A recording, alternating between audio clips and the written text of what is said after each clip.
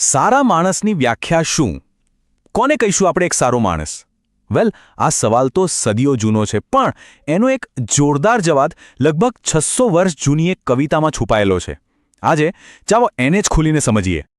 હા, આ શબ્દો સાંભળીને તરત જ ઓળખાણ પડી જશે, કેમ કે આ એ જ ભજન છે જે મહાત્મા ગાંધીને એમના હૃદયની બહુ જ નજીક હતું. એમના માટે તો આ ખાલી એક પ્રાર્થના નથી, સમજો કે એમના જીવનની ફિલોસોફી હતી, એક ગાઇડિંગ ફોર્સ. અને ગાંધીજીને કારણે જ આ ગુજરાતી ભજન આખી દુનિયામાં પહોંચ્યું. પણ સવાલ એ છે કે ગાંધીજીએ આ ભજનને આટલું મહત્વ આપ્યું એના સદીઓ પહેલાં આ શબ્દો લખ્યા કોણે હતા? કોણ હતા એના રચયિતા? તો ચાલો થોડું સમયમાં પાછળ જઈએ અને એમના સર્જકને મળીએ. જી હા, આ અમર શબ્દો આપણને મળ્યા છે ગુજરાતના એક મહાન ભક્ત કવિ નરસિંહ મહેતા પાસેથી. અને જુઓ, નરસિંહ મહેતા ખાલી એક કવિ નહોતા. ના, એમને તો ગુજરાતી સાહિત્યના આદિકવિ કહેવામાં આવે છે, એટલે કે ધ ફર્સ્ટ પોએટ. ભાવનગરના તળાજામાં એમનો જન્મ થયો હતો અને એમની રચનાઓએ ગુજરાતી ભાષાને એક અલગ જ લેવલ પર પહોંચાડી. એમના પ્રભાતિયા તો આજે પણ ગુજરાતના ઘરે ઘરે સવારે ગવાય છે.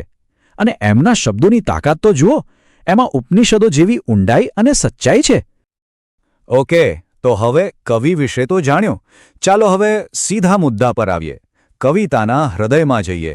નરસિંહ મહેતાના મતે આ વૈષ્ણવજન એટલે કે એક સાચો સારો માણસ એ હોય છે કેવો? અને સાંભળજો, અહીંથી જ કવિતાની અસલી જાદુગરી શરૂ થાય છે.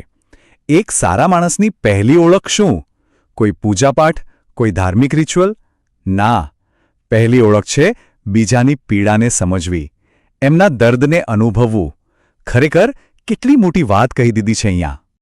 અને આ ખાલી દયા કે સિમ્પથી નથી, આ એનાથી ઘણું વધારે છે. કવિતા કહે છે કે આના 2 સ્ટેપ છે. સ્ટેપ 1, બીજાના દુઃખને ખરેખર દિલથી ફીલ કરો. અને સ્ટેપ 2, એમને મદદ કરો. પણ કેવી રીતે? કોઈ પણ જાતના અભિમાન વગર. મનમાં જરા પણ એવો ભાવ ન આવવો જોઈએ કે જુઓ મેં મદદ કરી. તો શરૂઆત થઈ બીજા પ્રત્યેની કરુણાથી. હવે કવિતા આગળ વધીને વ્યક્તિના પોતાના કેરેક્ટર, એના ચારિત્ર્યના ફાઉન્ડેશન પર આવે છે. તો સવાલ એ છે કે એક મજબૂત ચારિત્ર્ય બને કેવી રીતે? નરસિંહ મહેતા અહીં એકદમ ક્લિયર કટ ગાઈડલાઇન્સ આપે છે. પહેલું, બધાનો આદર કરો, કોઈની નિંદા તો ભૂલથી પણ નહીં. બીજું, તમારા વિચારો, તમારા શબ્દો અને તમારા કામ ત્રણેયમાં શુદ્ધતા રાખો. ત્રીજું, દરેક સ્ત્રીને માતાની નજરે જુઓ. અને સૌથી અગત્યનું, ક્યારેય ખોટું ન બોલો અને બીજાના ધનને ક્યારેય હાથ પણ ન લગાડો. આ તો એક complete moral code of conduct જેવું છે.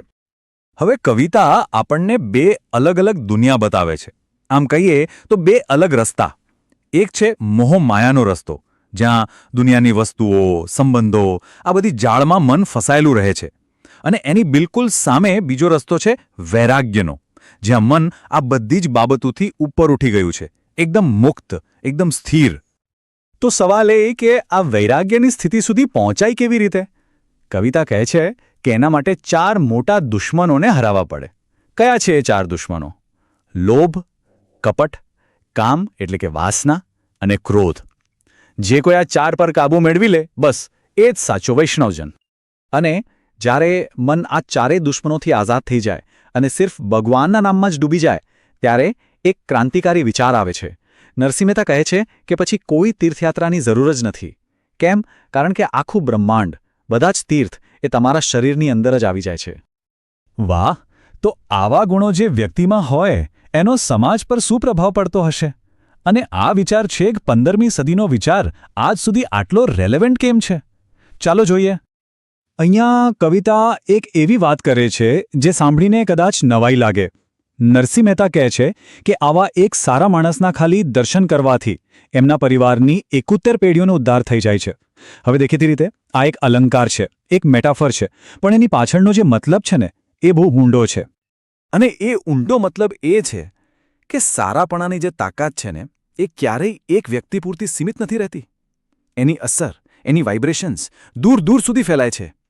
આવા વ્યક્તિનું જીવન ખાલી એના પરિવાર માટે નહીં, પણ આખી માનવજાત માટે એક ઇન્સ્પિરેશન બની જાય છે.